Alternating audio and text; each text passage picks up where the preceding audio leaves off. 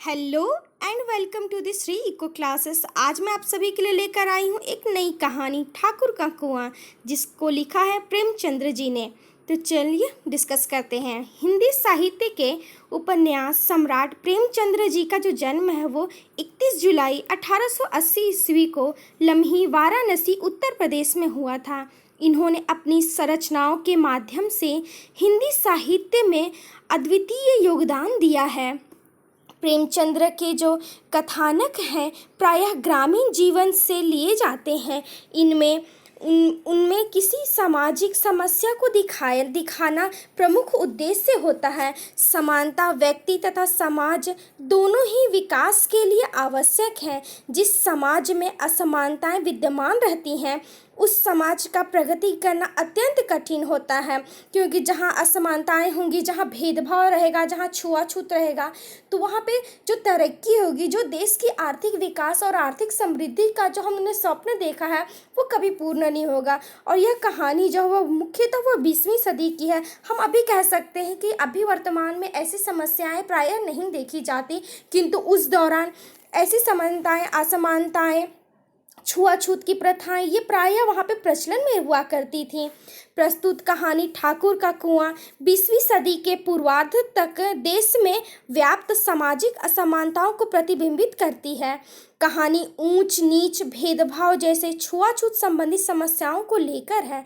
जैसा कि हमने कहा कि प्रेमचंद्र जो है वो जमीनी स्तर पर उनके कहानियाँ रही हैं, उनके जो उपन्यास या कहानियाँ जो रही हैं वो ग्रामीण तबकों के जीवन को इन्होंने अपनी कहानियों में प्रदर्शित किया है, जिससे संबंधित समस्याओं को लेकर रहा है। इनमें गंगी जो ठाकुर का कुआं जो है, इसमें मुख्य जो है वो गंगी अपने बीमार पति जोखू के लिए ठाकुर का कुआं से पानी लाने जैसी समस्याओं को बताया गया है कि कैसे उस दौरान जो होते थे वो सभी जातियों के लिए, समाज के लिए जो होती थी वो सभी के लिए अलग अलग हुआ करती थी। यानी कि खाने पीने, पानी व्यवस्थाएं भी अलग हुआ करती थी। तो इसमें वो कठिन जटिलता को प्रेमचंद्र जी ने बतलाया है कि किस प्रकार एक स्त्री गंगी, जिसका नाम है, वो अपने बीमार पति जोखू के लिए ठाकुर के कुएं से पानी लाने जैसी समस्या को बताया है। अपनी बीमार पति के लिए साफ पानी के लिए तरस जाने वाली गरीबी को इसमें कहानी के रूप में बताया गया है कि एक औरत कितना उस समय अपने आप को असहनीय समझती है कि वो अपने बीमार पति के लिए साफ जल उसके लिए व्यवस्थित नहीं कर पाती है। ठाकुर का कुआं कथानक अत्यंत सुगठित है, अपने उद्देश्यों को प्रस्तुत करने में पूर्ण सफल रहा है।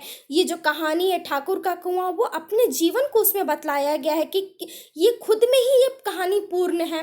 प्रेमचंद्र जी जो है वो जमीनी स्तर से है, ग्रामीण स्तरों की कहानियों को उठाते हैं और उनको, उनकी व्यथाओं को अपने कहानियों के माध्यम से जीवंत कर देते हैं। इनके प्रेमचंद्र जी का देहांत 8 अक्टूबर 1936 ईस्वी को हुआ था।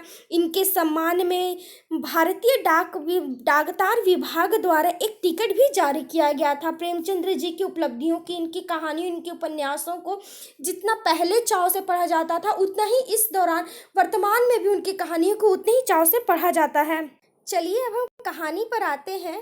ठाकुर का कुआं। जोखू ने लोटा मुंह में लगाया तो पानी में सख्त बदबू आई। गंगी से बोला, यह कैसा पानी है?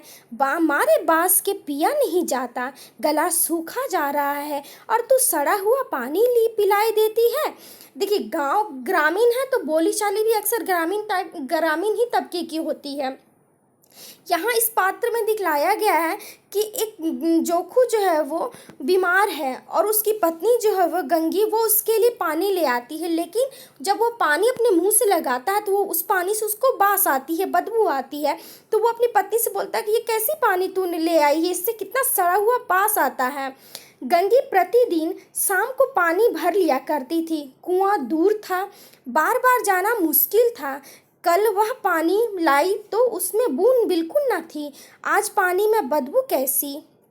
लोटा जब गंगी ने, जब पानी जो था कुआं जो पीने का जो पानी लाती थी गंगी, वो काफ़ी दूर था गांव से और उसको बार बार जाने में दिक्कत होता था। वो एक रात में ही ज़्यादा पानी लेकर आ गई थी, लेकिन कल उस घड़े के पानी से बू नहीं आ रही थी, लेकिन आज रात भर होते ही आज सुबह में उसमें पानी में बू आने लगी। जब गंगी ने लोटा नाक से लगाया तो सचमुच बदबू थी। जरूर कोई जानवर कुएं में गिरकर मर गया होगा, मगर दूसरा पानी आवे कहाँ से। अब देखिए अब यहाँ पे एक चरित्र को दिखाया गया है कि समस्या तो है, लेकिन अब समस्या में भी एक समस्या हो गई कि अब पानी साफ आएगा कहाँ से। लगता है कुएं में कोई जानवर गिर के मर गया होगा, जिससे पानी में अब बू आने लगी। लेकिन अब पानी आए कहाँ से, क्योंकि कुआं तो है बहुत दूर। ठाकुर के कुएं पर कौन चढ़ने देगा।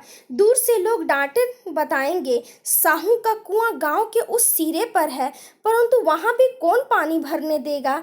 चौथा कुआं गांव में है नहीं। जोखू कई दिनों से बीमार है। कुछ देर तक तो प्यास रोके चुपचाप पड़ा रहा, फिर बोला, अब तो मारे प्यास के रहा नहीं जाता, ला थोड़ा पानी नाक बंद करके पी ही लेता हूँ। देखिए यहाँ पे उस समय की ग्रामीण व्यवस्था को बतलाया गया है कि किस तरह की छुआछूत प्रगाढ़ता अपने जमीनी स्तर पे हुआ करती थी, कि सभी के लिए। अब देखिए, उच्च जाति के लिए अलग कुआं हुआ करता था, निम्न जाति के लिए अलग कुआं होता था। यहाँ तक कि शिक्षा में भी उस दौरान सभी के लिए अलग अलग व्यवस्थाएं हुआ करती थी। जो ठाकुर का कुआं है वो ठाकुरों के और स्वर्ण समाज के लिए है, तो वहीं जो साहू का कुआं है वो साहूकार अपने हिसाब से वो कुआं का पानी देता है।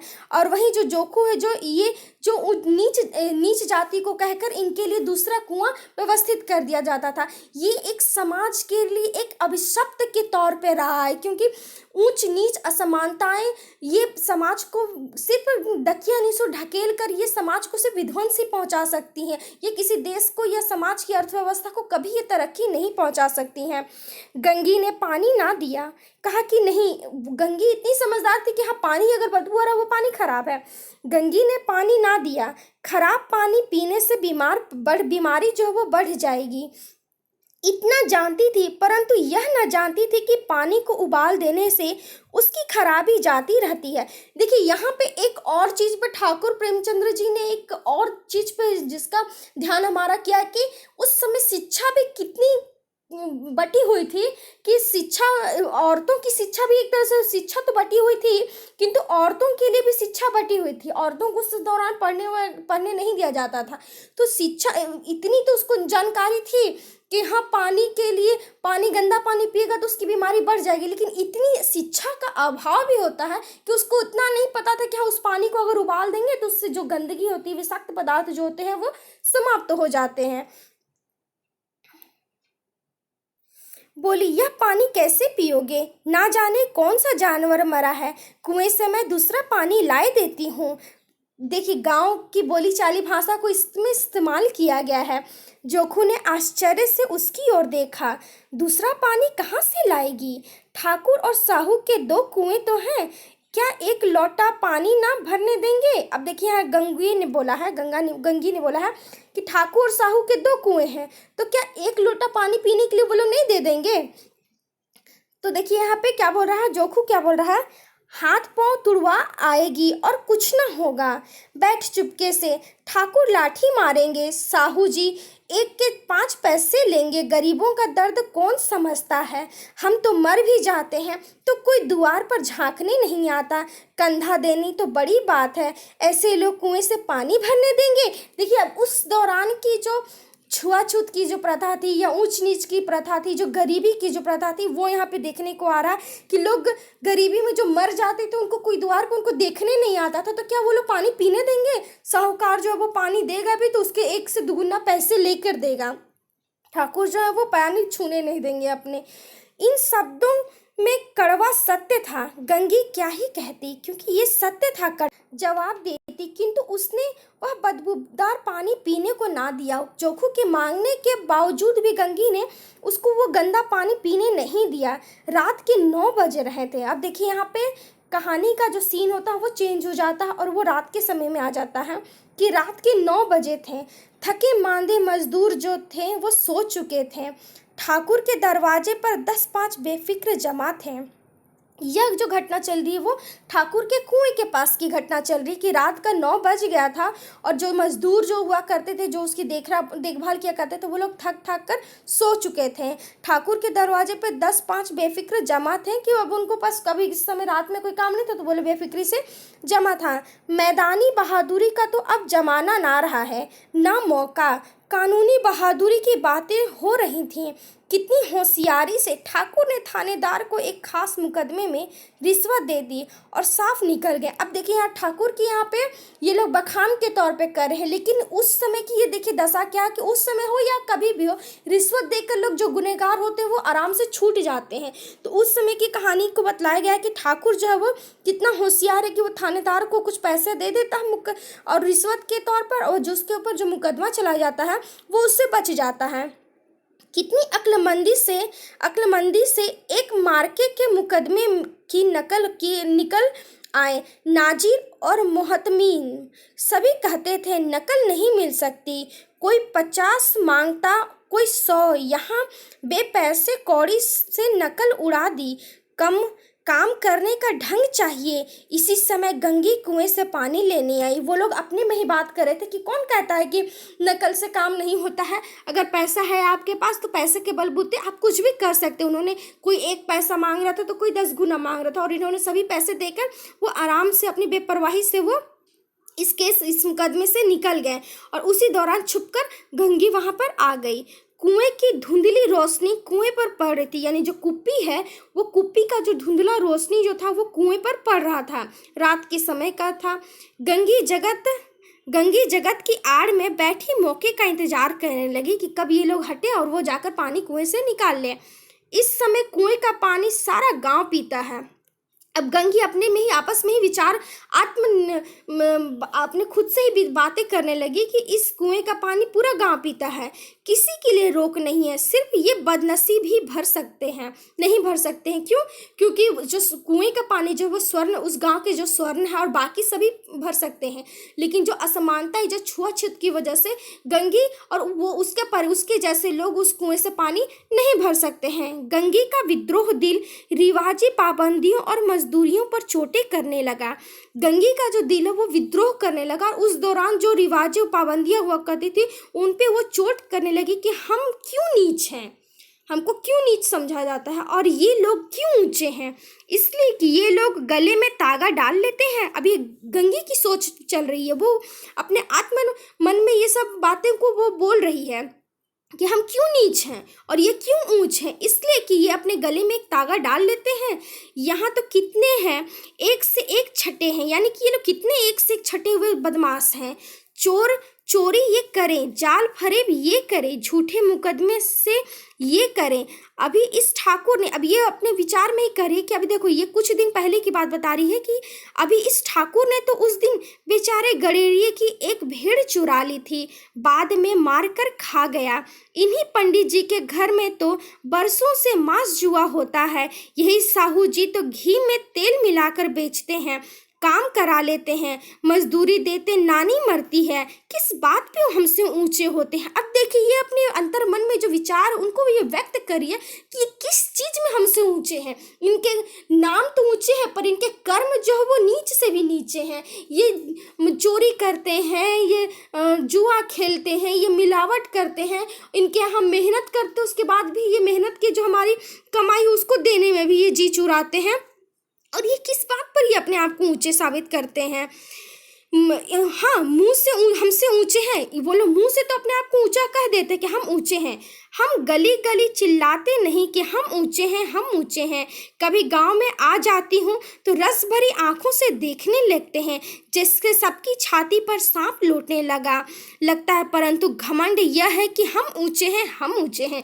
यहाँ गंगी अपने ऊपर आप बीती को सोचती है कि ये लोग कहते तो हैं कि हम ऊंचे ऊंचे हैं, लेकिन इनके कर्म क्या है? इनके कर्म सिर्फ खोखले हैं, ये रिवाजों में बंधे हुए हैं। कुएं पर किसी के आने की आहट हुई। जब गंगी वहां पे ये सब अंतर मन में ये सोच रही थी तो उसी समय कुएं पर किसी के आने की आहट हुई। गंगी की छाती धक धक करने लगी, कहीं देख ले तो गजब की हो जाएगी। कहीं उसके अब उसके अंदर डर लगने लगा कि कहीं अगर किसी ने उसको कुएं पास छुपे हुए देख लिया तो कहीं अब गजब ना हो जाए, क्योंकि वो डर भी रही थी। एक लाद भी तो नीचे ना पड़े। उसने घड़ा और रस्सी उठा ली और झुककर चलती हुई एक वृक्ष के अंधेरे साए में जा खड़ी हुई। और उसको जैसे लगा कि कोई आ रहा तो वो धीरे से अपना रस्सी और अपना घड़ा लेकर धीरे धीरे जाकर एक पेड़ के आगे छुप गई उसके छाए में। कब इन लोगों को दया आती है किसी पर। बेचारे महंगू को इतना मारा कि महीने लहू थूकता रहा, इसीलिए कि उसने बेगार ना दी थी। उस पर ये लोग ऊंचे बनते हैं। कुएं पर दो स्त्रियां पानी भरने आई थीं, इनमें बातें हो रही थी। अब देखिए वो कुछ दिन पहले जो था वो एक आदमी था जिसको उन लोगों ने बहुत सारा मार दिया था, और उसके मारने के कारण वो अपने मुंह से कितने दिनों तक उसके मुंह से खून की थूक आती थी, और उस चीज़ को, उस घटना को याद करके वो अपने मन में कहती कि इन लोगों को किसी के ऊपर दया नहीं आती है। तभी उस कुएं पर दो स्त्रियां पानी भरने के लिए आती हैं। अब वो जो दो स्त्रियां आई हैं कुएं पे पानी भरने के लिए, वो स्वर्ण जाति की हैं और वो अपने आपस में ही बातें कर रही हैं। पहली बोलती है, खाना खाने चले और हुक्म हुआ कि ताज़ा पानी भर लाओ। घड़े के लिए पैसे नहीं हैं। हम लोगों को आराम से बैठे देखकर जैसे मर्दों को जलन होती है। तो दूसरी बोली, हाँ यह तो नहीं हुआ कि कलसिया उठाकर भर लाएं, बस हुक्म चला दिया कि ताज़ा पानी लाओ, जैसे हम लौंडियाँ हों। अब जो दो स्त्रियाँ आई हैं ये उनकी आपस की बातें हो रही हैं कि जैसे वो अपने घर के बारे में बता रही हैं कि खाना खाने बैठे नहीं सारे पुरुष के, कहने लगे कि जा हमको अभी ताज़ा पानी पीना है, और वो इस तरह से हमें बैठ कर आराम भी करने नहीं देते हैं कि जैसे कि हम लौंडियाँ हैं। लौंडिया, दूसरी औरत बोलती है, लौंडिया नहीं तो और क्या हो तुम। रोटी कपड़ा नहीं पाती, 10-5 रुपए छीन झपट कर ले ही लेती हो, और लौंडिया कैसी होती है। मत लजाओ दीदी, छिन भर आराम करने को भी तरस जाती हूँ। जो दूसरी और लड़की है, औरत है, वो कहती है कि मत लजाओ दीदी, छिन भर आराम करने को भी जी तरस जाता है। इतना काम किसी दूसरे के घर पर कर देती तो इससे कहीं आराम से रहती, ऊपर से वह एहसान मानता।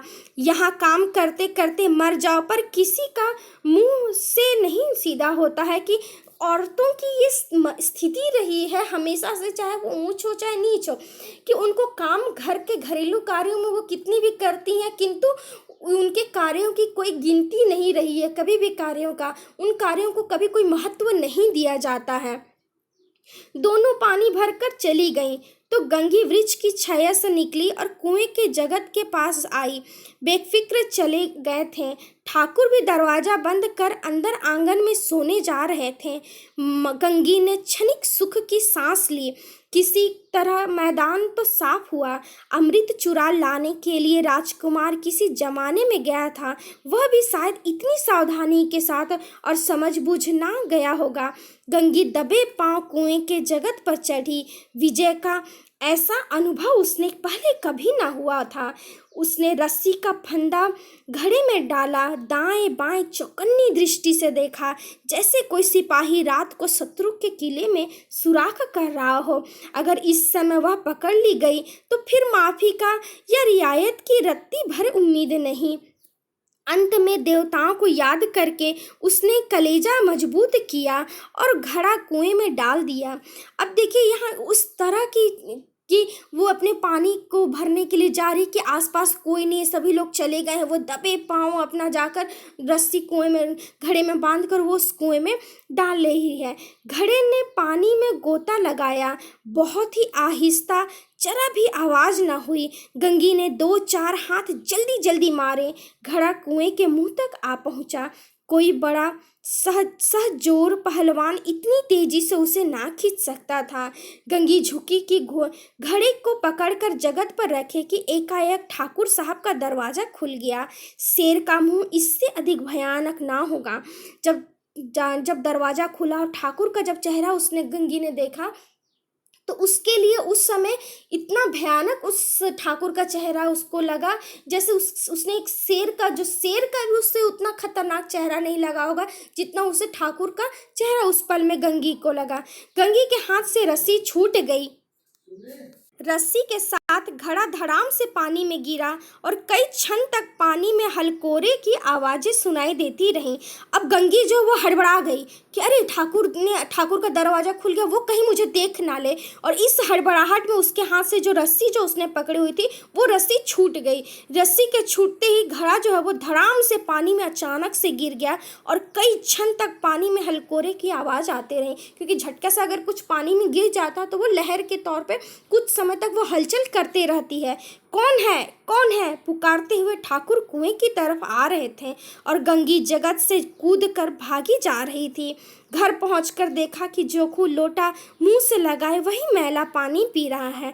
अब देखिए यहाँ पे एक व्यथा क्या है कि इतना बड़ा रिस्क लिया, इतना साहस जुटाया जाकर पानी लाने के लिए ठाकुर के कुएं पर पानी हाथ ना आया। और आने के बाद उसके हाथ में क्या आया कि जो जोखू जो है वो जो उसका पति, जो बीमार पति है, वो उसी गंदे लोटे को अपने मुंह से लगाए पिए जा रहा है। क्योंकि यहाँ प्यास की बात है। जब हमें प्यास लगती है या जब हमें भूख लगती है तो भूख प्यास किसी अन्य चीज से वो नहीं मिटता, उसके लिए हमें जल की और खाद्य पदार्थों की ही आवश्यकता पड़ती है। अंत में हम ये कह सकते हैं कि प्रेमचंद्र की जो कहानियाँ होती हैं वो आदर्शोन्मुख की कहानियाँ हैं। इनमें किसी न किसी सामाजिक समस्या का चित्रण होता ही है। जो प्रेमचंद्र जो हैं वो ग्रामीण तबके की कहानियाँ कहते हैं और इनकी जो कहानियाँ होती हैं वो एक आदर्शपूर्ण कहानियाँ होती हैं। उनमें किसी न किसी तरह का समस्याओं का चित्रण होता ही रहता है, चाहे वो पूस की रात हो, चाहे वो गोदान हो, या फिर चाहे वो ठाकुर का कुआं ही क्यों ना हो। ऊंच नीच भेदभाव जैसे समस्याओं पर प्रकाश डालती इसका कथानक मर्मस्पर्शी है और अपने उद्देश्य में सफल है। ठाकुर परिवार की स्त्रियां जहां कहती हैं कि दिन भर आराम करने को भी जी तरस जाता है, वहीं गंगी की दशा को बतलाया गया है कि वह अपने घर के भी काम करती है, बाहर पर मजदूरी भी करती है और अपने बीमार पति की निष्ठा और परिश्रम से सेवा भी करती है। मुंशी प्रेमचंद्र जी ने ठाकुर का कुआं कहानी के माध्यम से अपने उद्देश्य को सफलतापूर्वक जनता के सामने लाने में सफल हुए हैं। आई होप आप लोगों को ये कहानी पसंद आई हो, तो please like it, share it and subscribe my channel. मुझे आप लोगों की सपोर्ट की बहुत ज़रूरत है एंड ऑल द बेस्ट। क्योंकि ये कहानी मैं इसलिए लेकर आई हूँ क्योंकि ये बहुत से एग्जाम्स में इस कहानी से पूछे जाते हैं। तो आई होप आप लोगों को पसंद आए हो। Thank you.